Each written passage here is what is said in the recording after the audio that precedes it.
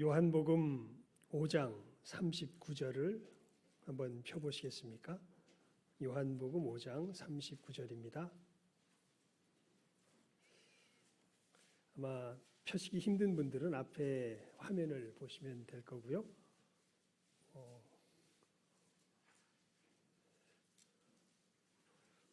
화면이 안 나온 모양이네요. 5장 39절.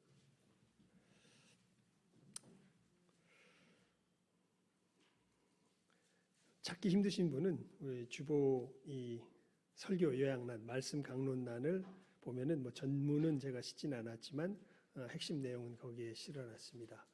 찾으신 분들은 함께 보십시다. 함께 읽습니다. 시작.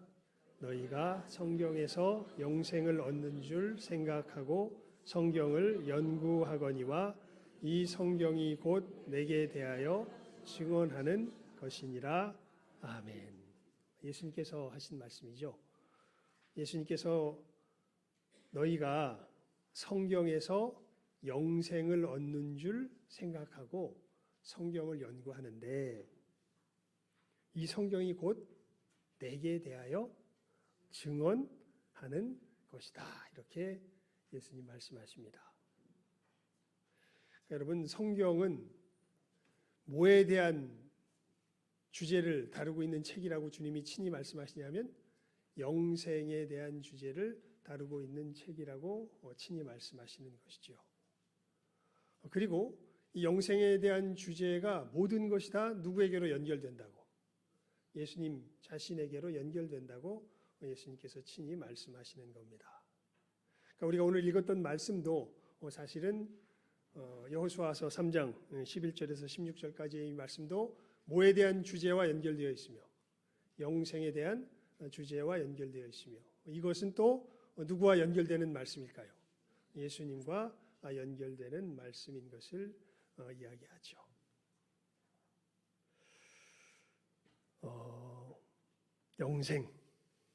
영생은 곧 유일하신 참 하나님과 그의 보내신 자 예수 그리스도를 아는 것이니이다. 이건 굳이 안 찾았습니다. 여러분 외워두셔야 할 법한 말씀입니다. 많은 분들이, 우리 교회 성도들은 어느 정도 귀에 못이 박히셨을 거예요. 영생이 뭐라고요? 영생이 뭐라고요? 하나님을 아는 것이 영생이라고요. 예수 그리스도를 아는 것, 하나님을 아는 것이 영생이라고요. 예수님이 친히 말씀하시죠. 영생은 곧 유일하신 참 하나님과 그의 보내신 자 예수 그리스도를 아는 것이니이다. 너희가 성경에서 영생을 얻는 줄 생각하고 성경을 상고하거니와 이 성경이 곧 내게 대하여 증거하는 것이로다. 영생, 하나님을 아는 것.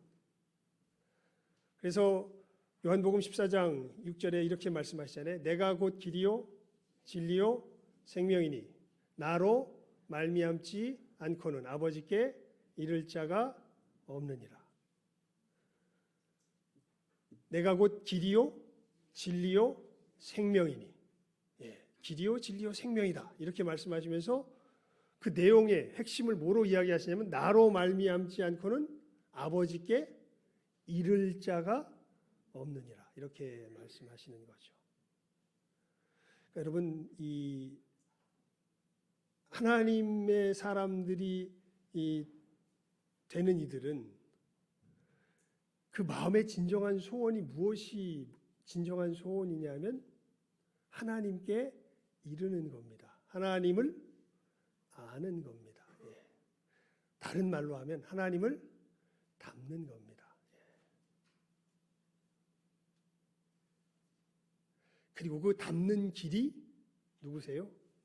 내가 곧 길이요 진리요 생명이니 나로 말미암지 않고는 아버지께 이를 자가 없느니라 말씀하시는 거죠. 그러니까 예수님으로 말미암지 않고는 아주 단순하게 이야기하면 누구를 닮을 수 없어요. 하나님을 닮을 수 없습니다. 그리고 그 하나님을 닮아가는 그 이야기에 대하여서 말하는 것이 바로 이 성경의 전체적인 주제요. 예. 그리고 그 일의 핵심에 누가 있다? 예수 그리스도가 있다라고 이제 주님께서 친히 말씀하시는 것이지요.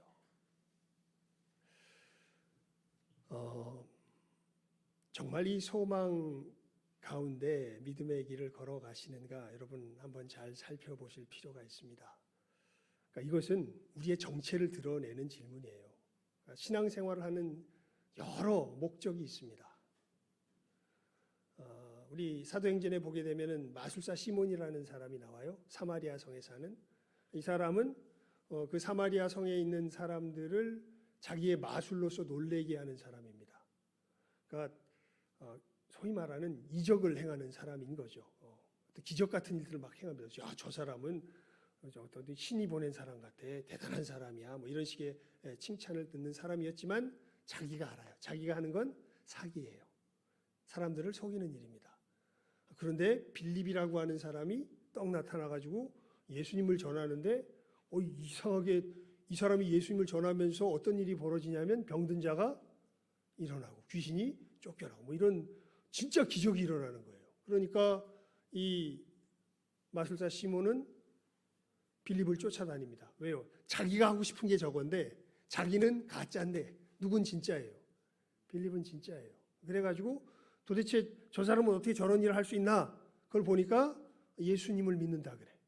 예수의 이름을 전해. 그러니까 뭐 하기 위해서? 기적 행하기 위해서 누구를 믿고? 예수를 믿고 뭐까지 받아요? 세례까지 받아요. 그런데 그 능력이 생겨 안 생겨요? 안 생겨요. 그러다가 베드로가 옵니다. 그래가지고 베드로가 그 예수를 믿는 사마리아 성의 사람들에게 안수를 하니까 놀랍게 이 사람들이 빌립 집사님처럼 변해요. 이 사람들이 능력을 행하는 자들이 돼요. 그러니까 베드로를 찾아가죠. 찾아가서 그 능력을 나에게 파시오. 베드로가 뭐라 그럽니까?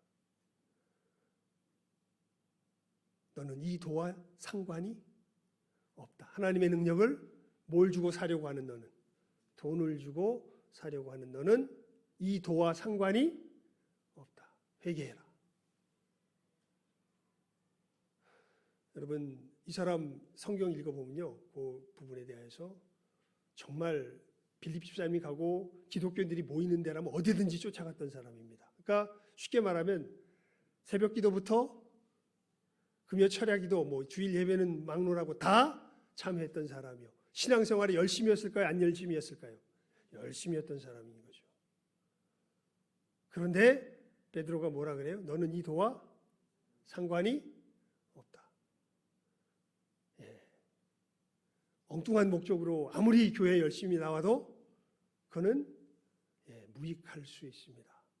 그래서 정말 우리가 예수를 믿는다고 할 때 조금 전에 던졌던 질문, 여러분 왜 주님 앞에 교회에 나옵니까? 이 내 마음속에 교회에 나오는 그 동기는 정말 소중하고 우리 자신이 반드시 살펴봐야 할 아주 핵심적인 내용이 됩니다. 영생이 뭐라고요? 하나님을 아는 것, 하나님을 닮는 것이라고요. 한마디로 말하면 자기의 죄의 문제 때문에 하나님 앞에서 멀어져 있는 자기 자신의 이 영혼의 존재의 상태 때문에 이것이 정말 자기의 삶의 가장 큰 근심이 되고 이 죄의 문제를 해결하는 것이 자기의 가장 큰 목적이 된 사람들이 바로 제대로 교회에 나오는 사람들이요. 그러니까 죄가 있다는 것은 누구와 함께 할 수 없다는 거예요. 하나님과 함께 할 수 없다는 거죠. 그것이 안타까워서 누구와 함께 하기 위해서? 하나님과 함께 하기 위해서, 하나님께 나아가기 위해서 나오는 사람들이야말로 어떤 사람들? 이 사람들이 진짜 하나님의 백성이 되는 사람들이에요. 그리고 그 사람들은 알게 돼요. 이 길이 누구밖에 없다.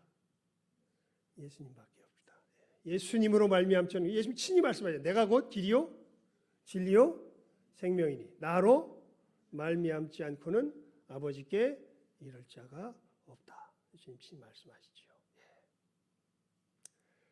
그렇게 되면서 여러분 왜 그런지 알게 되죠. 우리가 이 하나님께 가까이 가기 위해서는 우리의 죄가 없어야 되는데 우리는 어쩔 수 없는 뭐예요? 죄인입니다. 그러니까 하나님을 선명하게 보게 될수록 알게 될수록 그 진실한 내 영혼 속에서 진실하게 깨달아 알게 되는 것이 다른 것이 아니라 바로 내가 죄인이라는 거예요. 아니 하나님과 함께할 수 없는 존재라는 거예요. 그래서 참 그 그리스도인들은 좀 역설적인 존재입니다. 자기가 함께할 수 없는 존재인데 하나님과 근데 뭘 가장 소원하는 사람이에요? 하나님과 함께하기를 가장 소원하는 사람들이에요. 그래서 예수님께서 선포하시죠. 심령이 부서진 자들, 파산한 자들입니다. 가난하게 좀 약간 약하게 표현되어 있는데 심령이 파산한 자들은 복이 있나니 천국이 저희 것이며 애통하는 자는 복이 있나니 저희가 위로를 받을 것이며 말씀하시죠. 정말 멸망 외에는 기대할 수밖에 없는 것이 우리들이지만 그런 우리들의 모습을 가지고도 하나님께서 그런 우리를 이 구원하실 것을 오히려 그 속에서도 기대하며 하나님께 도움을 구하며 나아가는 사람들, 이 사람들에게 하나님께서 구원의 길이 열린 것을 보여주실 때 예수 그리스도가 우리들에게 비추어지게 되죠. 예, 그러면서 무엇이 보이기 시작합니까? 교회의 표시가 뭐예요? 십자가 아닙니까? 십자가가 보이기 시작하는 거죠. 예수님의 그 대속의 역사를 통하여서 우리가 값없이 하나님 앞에 의롭다 하심을 입은 자 되었습니다.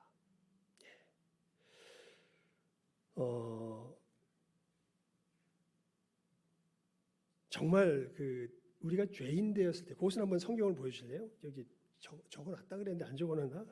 로마서 5장 6절에서 8절 적혀져 있습니까? 예. 예, 로마서 5장 6절에서 8절입니다. 한번 우리 읽어볼까요? 로마서 5장 6절에서 8절입니다.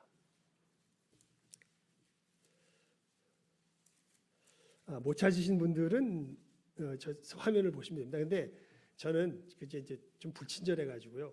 여러분들이 성경을 직접 찾으면 제일 좋으시다는 생각이 있어요. 근데 많은 이제 목사님들은 친절해가지고 이걸 보여주는데, 근데 보니까 계속 밀고 나가려고 그랬는데 연세들이 드시면서 이게 찾기 힘든 게 어떤 현실적인 부분들도 있더라고요. 하지만 여러분 연세들이 들었다고 포기하지 마시고 성경 말씀만큼은 우리 성경 읽기도 하는데 여러분들 잘 찾아보시길 바랍니다. 우리 5절에서 6절 한번 읽어볼까요? 6절에서 8절 함께 읽어봅니다. 시작. 우리가 아직 연약할 때에 기약대로 그리스도께서 경건하지 아니한 자를 위하여 죽으셨도다. 의인을 위하여 죽는 자가 쉽지 않고 선인을 위하여 용감히 죽는 자가 혹 있거니와 우리가 아직 죄인 되었을 때에 그리스도께서 우리를 위하여 죽으심으로 하나님께서 우리에 대한 자기의 사랑을 확증하셨느니라. 예수님께서 우리를 위하여 죽으셨던 때는 우리가 아직 죄인 되었을 때에 죽으셨습니다. 이게 무슨 얘기냐면 우리가 아직 하나님의 원수였을 때에 죽으셨습니다. 그래서 사실 우리가 하나님과 이 관계가 회복되는데 우리가 한 것은 아무것도 없습니다. 오히려 하나님과의 관계가 회복되는 사람들은 어떤 사람들이냐면 이 자기의 이 죄인됨을 너무나 소스라치게 깨달아 알게 되었는데 그런 자기를 위해서 하나님께서 누구를 보내셨다는 예수님을 보내셨다는 사실을 깨달아 아는 사람들이 그 사람들이 거듭나게 되는 사람들입니다. 그러니까 내가 무엇인가 하나님 앞에 그럴듯한 받음직한 뭔가를 했는 존재여서 하나님께서 나를 예수님을 보내신 게 아니라 나는 정말 하나님 앞에 뭘 받아 마땅한 존재였는데 멸망을 받아 마땅한 존재였는데 그런데 이런 나를 위해서 하나님께서 누구를 보내셨다? 예수 그리스도를 보내셨다. 그리고 그분이 이루신 그 역사 속에서 너무나 놀랍게도 내 죄가 다 사하여졌다. 여러분 그리스도인들은요 놀라는 사람들이에요. 나는 원래 하나님 앞에 뭐 받아야 되는데? 심판받고 멸망받아야 되는데 놀랍게도 하나님께서 이런 나에게 쏟으셔야 할 멸망과 심판을 누구에게 대신 쏟으시고 예수 그리스도에게 대신 쏟으시고 그 예수님의 역사로 말미암아 오히려 나를 하나님의 자녀로 바꿔주시는 놀라운 일을 하나님께서 예수님의 십자가 위에서 행하셨다는 그 사실을 깨달아 알고 경악하는 사람들이 누구예요? 이게 그리스도인들이에요. 여러분의 이 경악이 있습니까? 예수 믿어요. 엄청 뜨뜻미지근해. 왜 믿어요? 그럼 믿어야 천국 간다며. 예. 근데 진짜 믿는 사람들은요, 경악해요. 나는 진짜 어떻게 됐어야 됐는데, 멸망받았어야 됐는데. 그런데 하나님께서 이 멸망을 예수 안에 베푸시고 이 펼치시는 가운데 놀랍게. 그러니까 이게 머릿속으로 이해는 잘 안 돼요. 오히려 이 사건이 이루어진 후에 조금씩 깨달아가는 게 현실입니다. 실제로 보면요. 그리고 놀랍게 그리스도인들은 이 얘기를 계속 사람들에게 전해요. 너도 이 얘기를 믿으라고. 믿어야 뭐 받는다고? 구원 얻는다고. 그리고 미친다는 소리를 좀 듣죠. 이게 무슨 얘기냐? 말도 안 되는 소리다. 이해가 안 가거든. 근데 진짜 무슨 문제로 고민하는 사람들은 죄의 문제로 고민하는 사람들. 이것 외에 다른 기쁜 소식이 없습니다. 이 예수님을 만나는 외에 다른 구원의 길이 없습니다. 그래서 그렇게 예수님 안에서 구원 얻게 돼서 알게 되죠. 야, 그래서 이 사람들은 뭐 이 전도 폭발에서도 그런 이야기가 자주 인용되고 계속 인용되고 제가 자주 여러분들에게 물어보기도 하지만 그래서 이것이 이루어진 사람의 내가 이 믿음이 있는지 없는지를 테스트해 볼 수 있는 아주 좋은 질문이 있어요. 이게 뭐냐면 내가 오늘 당장 죽게 되었다고 생각할 때 여러분 천국에 갈 분명한 확신이 있습니까? 오늘 당장 죽어요, 제가. 예? 정말 이제 죽음이 우리 주변에 있는 것을 저희 어머님을 뵈도 이렇게 제가 이렇게 좀 느껴지기도 하고요. 또 우리 요즘 이렇게 또 계속 주변에서 들려오는 소식들을 볼 때, 야, 죽음이 멀리 있는 게 아니구나라는 걸 알게 됩니다. 오늘 당장 죽게 된다면 여러분 천국 갈 확신이 있으십니까? 진실하게 여러분 양심에 비추어서. 목사가 저거 또 물어볼 건데 내가 어떻게 대답을 해야지 이렇게 말고 정말 여러분 양심에 비추어서 여러분 진짜 천국 갈 확신이 있으십니까?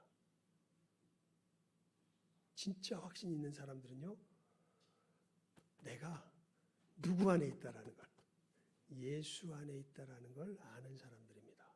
예수 안에 있다는 걸 어떻게 하냐면요, 예수님의 십자가의 죽음이 누구 죄값을 치른, 내 죄값을 치른 사건이라는 것을 자기 속에서 아는 사람들이에요. 갈보리산 위에 십자가 섰으니 주가 고난을 당한 표라. 거기에 마음이 끌리며 주께서 거기서 이루신 역사가 바로 나를 위하여 행하신 것이라는 것을 아는 사람들. 너 죄 졌어 안 졌어? 죄 졌지요. 너 미워했어 안 했어? 미워했지요. 그런데 미워하기 싫어하면서 미워했지요. 하지만 미워한 것은 분명해요. 그럼 너 천국 갈 수 있어 없어? 그런데 뭐라 그래요? 천국 갈 수 있어요. 그래요. 어떻게 그 죄를 가지고? 그런데 놀랍게 나에게 어떤 일이 일어났냐면 예수 그리스도께서 이 모든 죄값을 다 치르셨어요. 나는 누구 안에 있어요? 예수님 안에 있어요.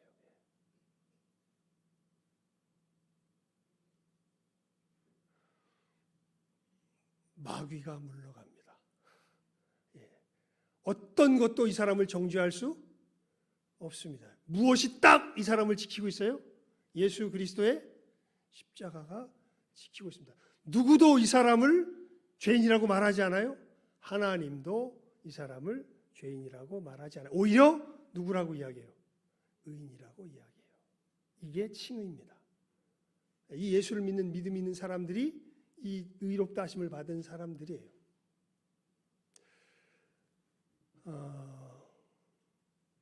오늘 이제 이 설교의 요약을 보면 칭의와 성화라고 하는 두 단어가 나오니까 이게 되게 전문 용어거든요. 기독교 전문 용어라 이거를 여러분들이 설명을 하지 않으면 알 수가 없습니다. 그래서 이것을 일단 알고 오늘 본문의 말씀을 볼 때 이제 우리가 야 정말 모든 성경이 너희가 영생을 얻는 줄 알고 성경을 상고하거니와 이 성경이 곧 누구에 대하여 예수님께 대하여 증거하는 것이고 이게 어떻게 연결되는구나 이런 것들이 보이게 되기 때문에 이제 거꾸로 좀 설명을 하고 있는 것입니다.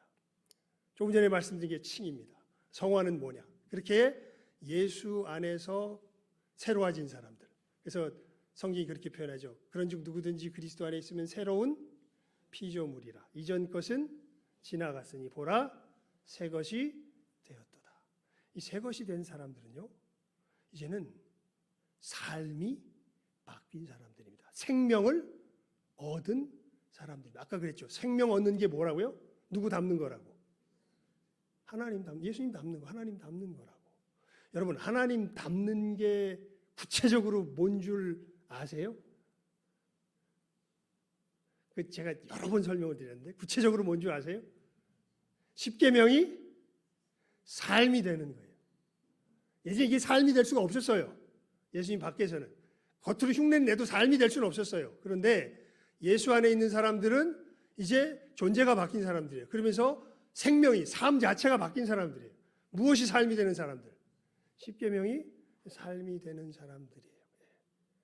이 십계명이 점점 삶의 됨의 이 수준이 누구를 닮아가는, 예수님을 닮아가는 이것으로 점점 자라나게 되는 것.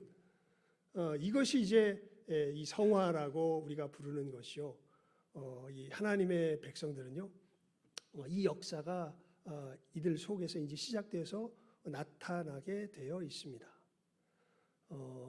물론 사람들에 따라서 두드러지는 양상들은 조금 다를 수가 있는데 정말 부인할 수 없는 게 뭐냐면 예수를 믿은 사람에게 이 성화의 역사가 없다면 이건 진짜 예수를 믿은 게 아니에요.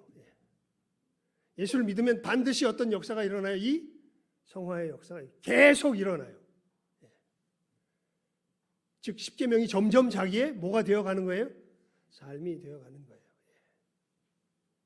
자, 일단 이것이 어떻게 연결되는지를 떠나서 오늘 정말 우리가 가슴속에 새겨야 할 메시지가 그겁니다. 우리 뭐라고 인사했어요? 짧은데 순종이 길입니다. 조금 약간 이게 좀 심오한 부분이 있습니다. 순종이 뭐라고요? 길이라고요. 순종이 길이라고. 뭐의 길일까요? 성화의 길입니다. 우리가 하나님을 닮아가는 길이 사실은 이 순종에 있습니다.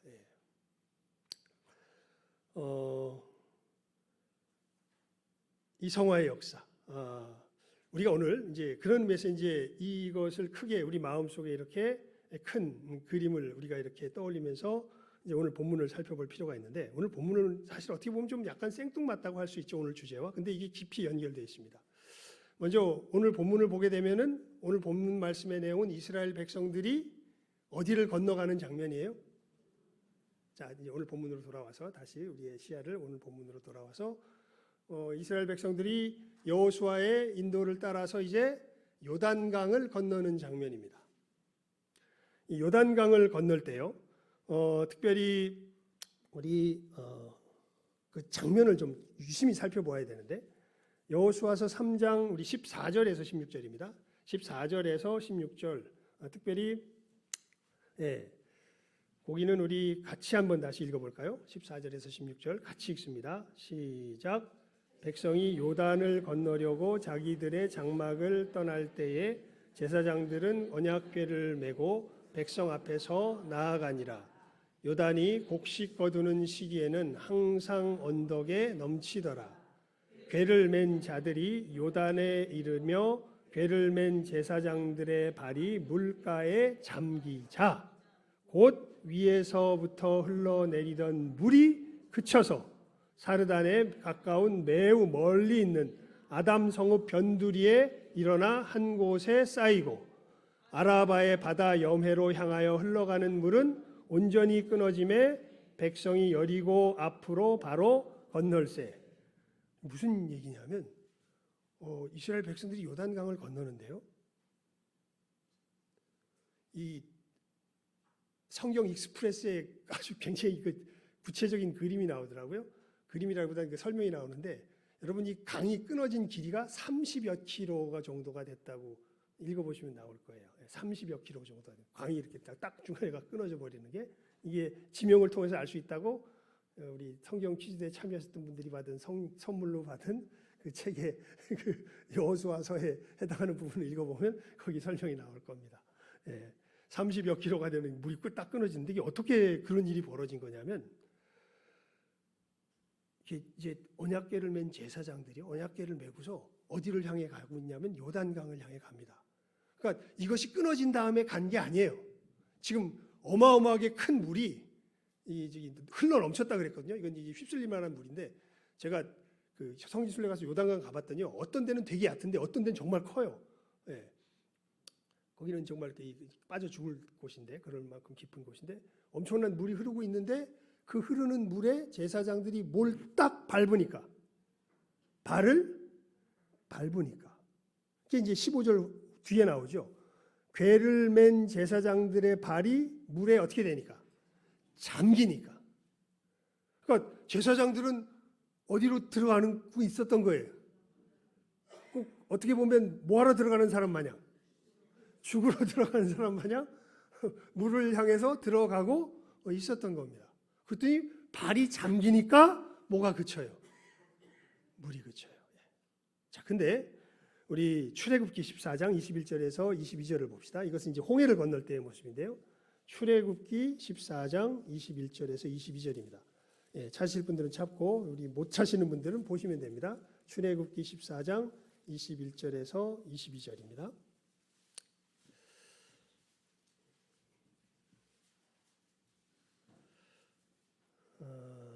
우리 함께 읽어봅시다. 21절에서 22절 시작하면 읽습니다.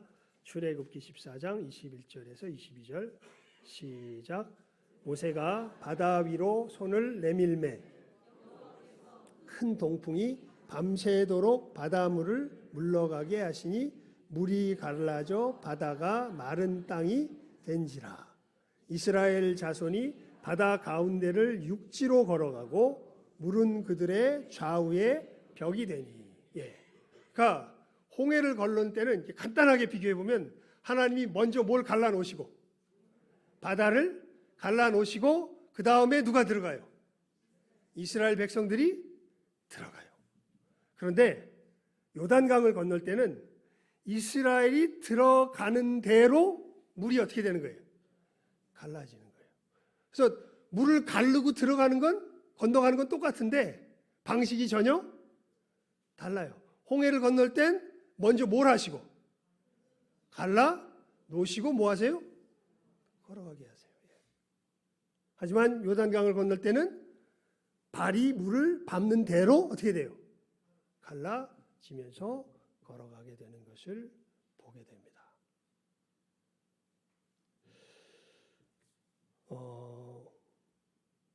여러분 우리 이제 그런 그림도 그려주죠. 출애굽하게 된 것은 이 죄의 권세에서 건짐을 받는 것 아니에요? 요단강을 건넌다는 것은 어디로 들어간다는 걸 뜻해요? 천국으로 들어간다는 걸 뜻하죠. 여러분 우리가 구원을 얻었다는 것은요 양쪽의 측면이 있습니다. 하나는 아까 말한 정죄에서 벗어났다는 의미도 있지만요. 다른 한쪽은 우리가 누구를 닮아가는 하나님을 닮아가는 측면도 있습니다. 구원파가 왜 이단인 줄 아세요? 구원파 아시죠? 박옥수 뭐 해가지고 정말 제가 볼 때는요 제일 위험한 이단이에요. 왜 그러냐면 구원파는 반은 진리를 얘기해요. 우리가 예수 그리스도의 은혜로 정죄받지 않는다는 것은 어떻게 보면 굉장히 우리보다 더 선명하게 이야기를 잘해줘요. 그 얘기는 진짜예요, 가짜예요? 진짜예요. 근데 왜 십자가에 대해서 진짜를 이야기하는데 걔들이 왜 이단이에요? 나머지 반을 망가뜨려요.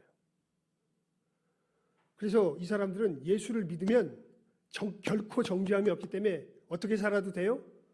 막 살아도 돼요. 그렇게 가르쳐요. 그런데 사도 바울이 이야기하죠. 은혜를 더하게 하려고 죄에 거하겠느냐? 그럴 수 없느니라. 죄에 대하여 뭐한 우리가? 죽은 우리가 어찌 죄에 대해서 더 살겠느냐. 그러면서 이 구원에는 두 측면이 있음을, 우리가 하나님의 정죄에서 벗어난 이 죄책의 제거가 있는 반면에 또한 우리의 삶이 거룩해지는 오염의 제거가 있습니다. 이 역사가 우리들 속에서 일어나죠. 이 죄책의 제거가 일어날 때는 이것은 아까도 설명드렸지만 전적으로 누구의 역사 속에서? 하나님의 역사 속에서 우리들이 이것을 그냥 그대로 선물로 받습니다. 그래서 아까 그랬죠. 그리스도인들은 뭐 하는 사람들이라고요?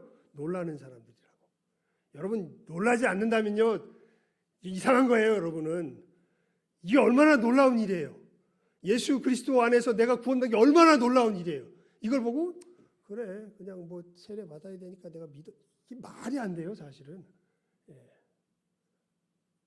나 같은 죄인, 이게 뭐 왜 너 그렇게 못해, 이것도 좀 이상하긴 하지만 이게 진짜 느껴져야 이게 진짜 그리스도인인 거예요. 나 같은 죄인 살리신 주 은혜 어떻게 돼요? 놀라워요. 잃었던 생명 찾았고 광명을 얻은, 이건 정말 놀라운 일입니다.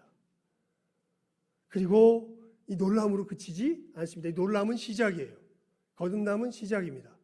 이 놀라움 속에서 이제 우리는 누구를 닮아가는? 하나님을, 예수님을 닮아가는 구체적인 걸음을 걸어가게 되죠. 구원을 얻는 것은 하나님이 다 열어놓으시고 그냥 우리가 믿음으로 어떻게 하면 돼요? 들어가면 돼요. 그래서 무슨 사건하고 비슷해? 홍해를 건너는 사건하고 비슷해요. 하지만 우리가 하나님을 닮아가는 이 사건은요, 어느 사건하고 비슷할까요?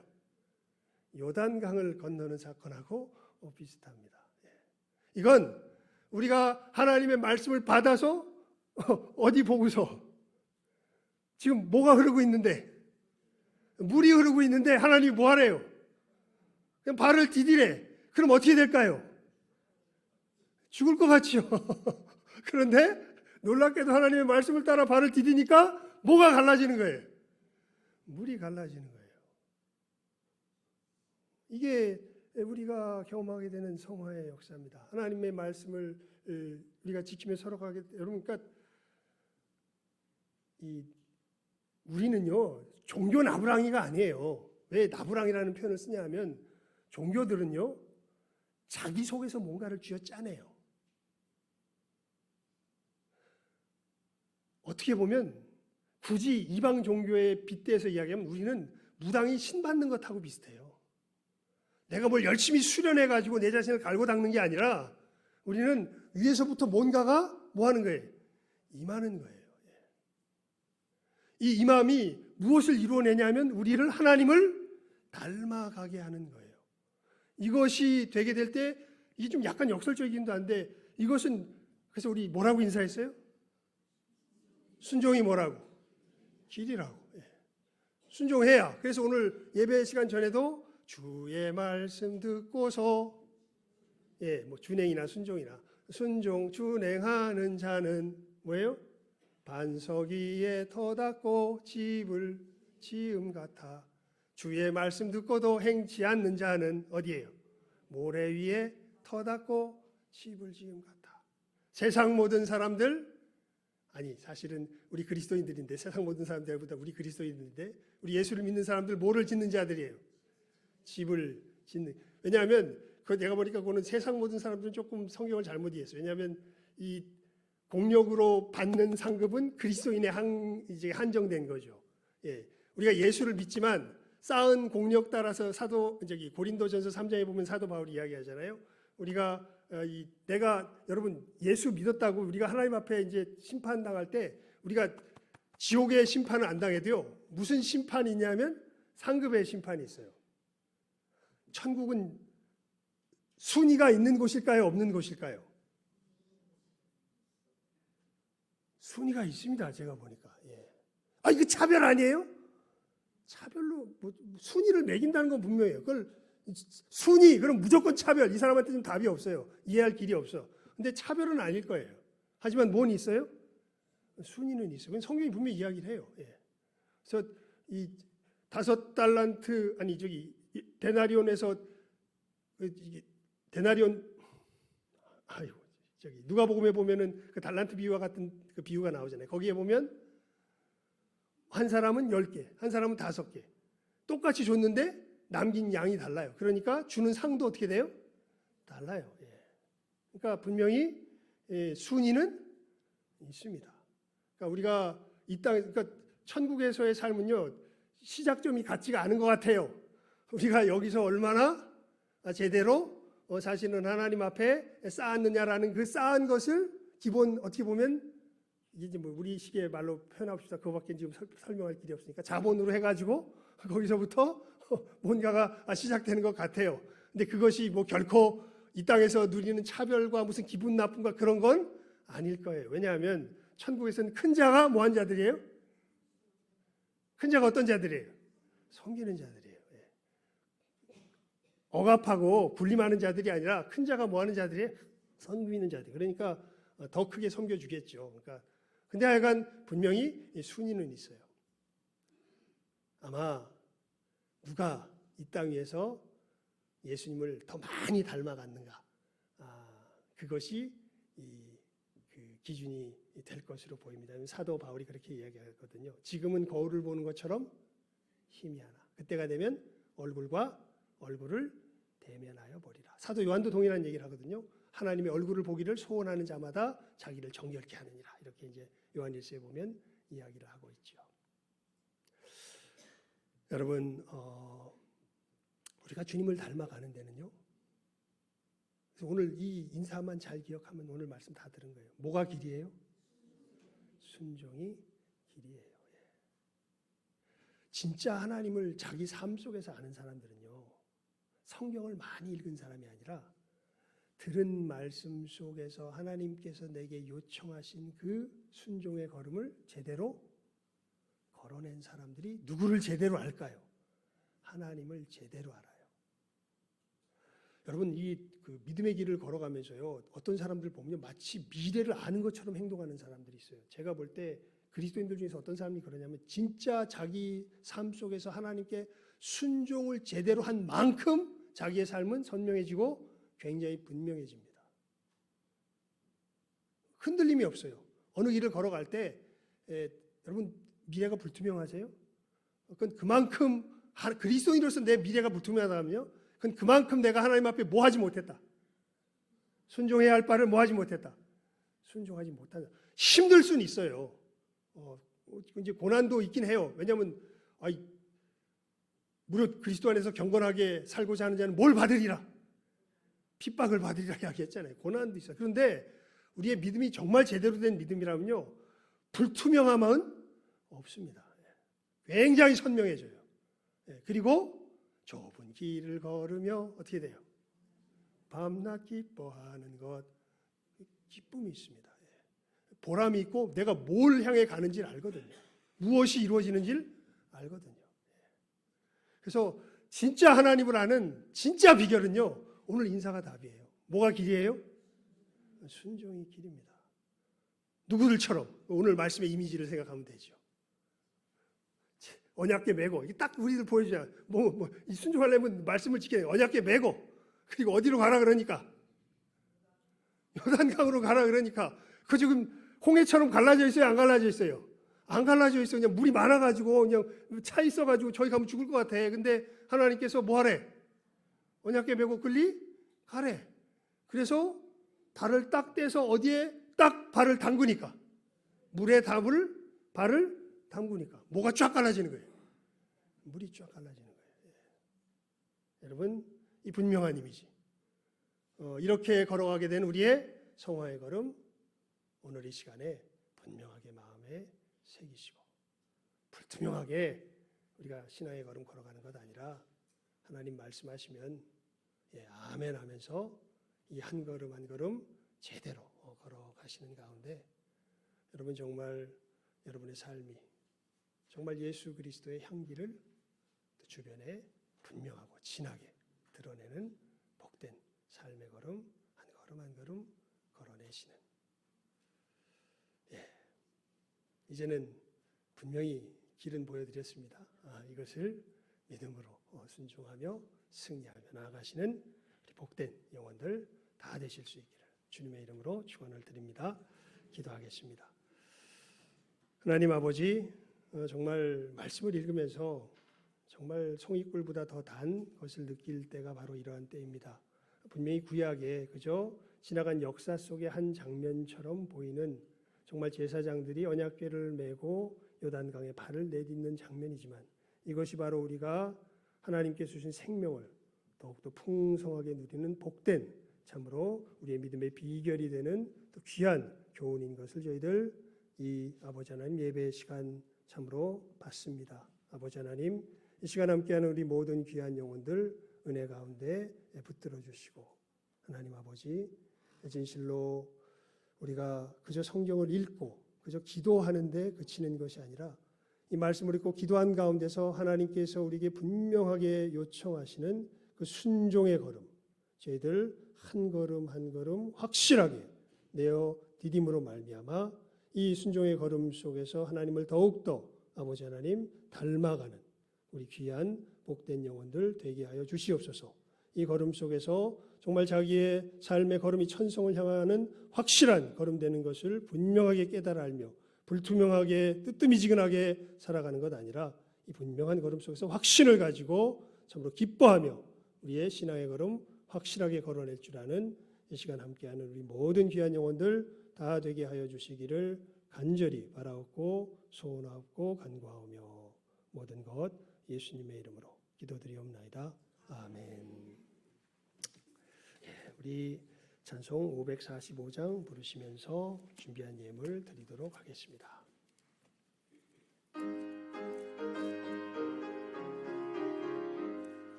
증거하니 배여도 믿음만을 가지고서 늘 걸으며 이 귀에 아무 소리 아니 들려도 하나님의 약속 위에 서리라.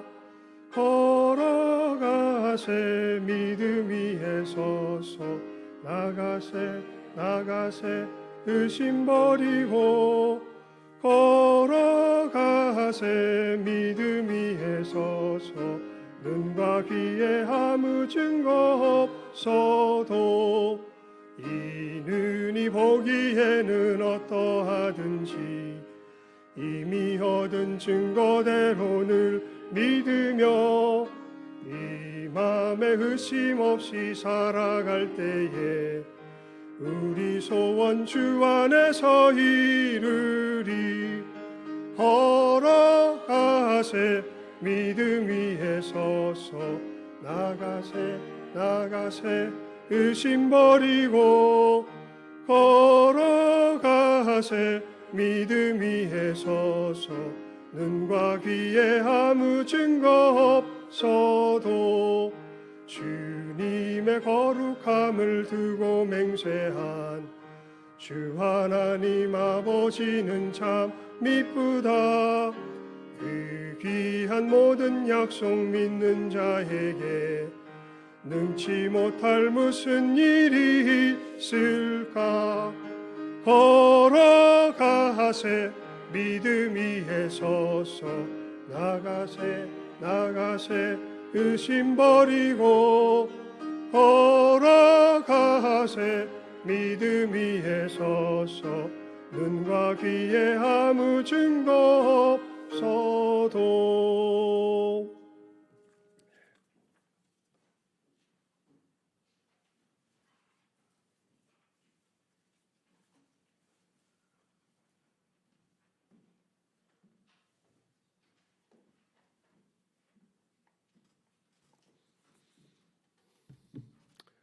봉헌 기도드리겠습니다.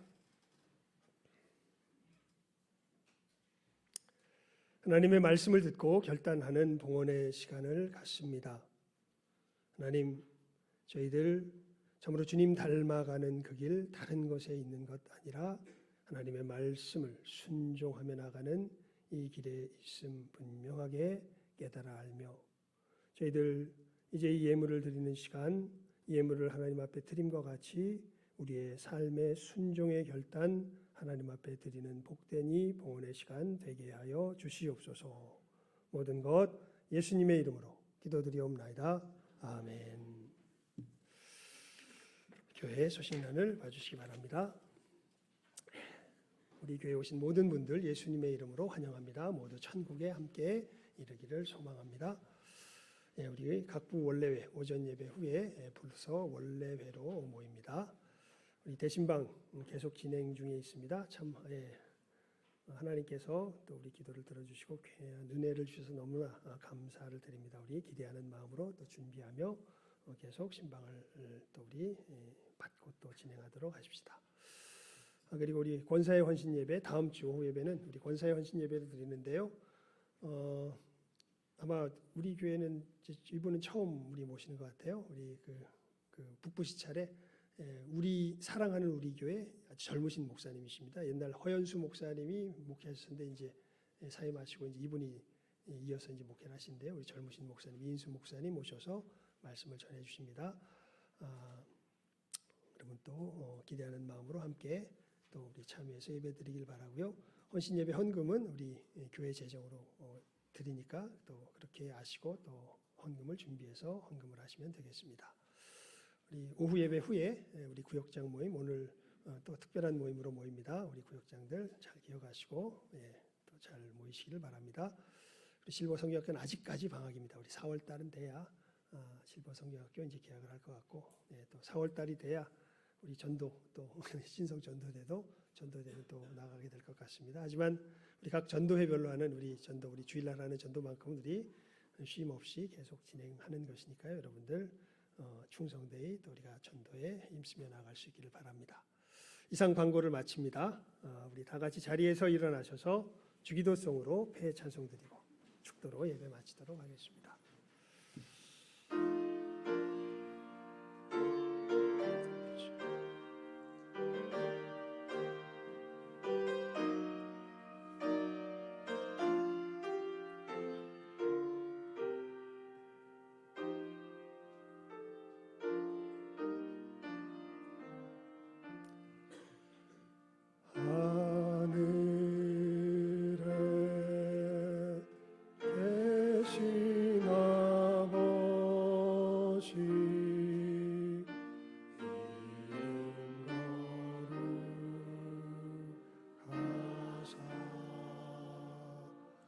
주님 나라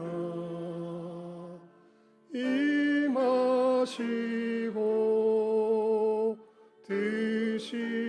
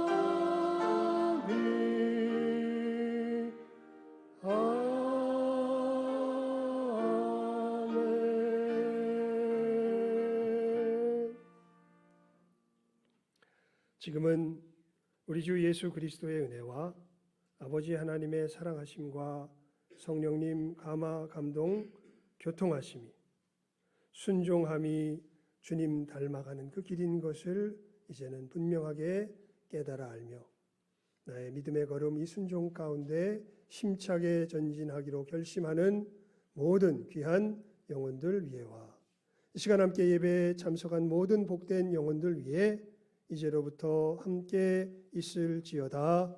아멘.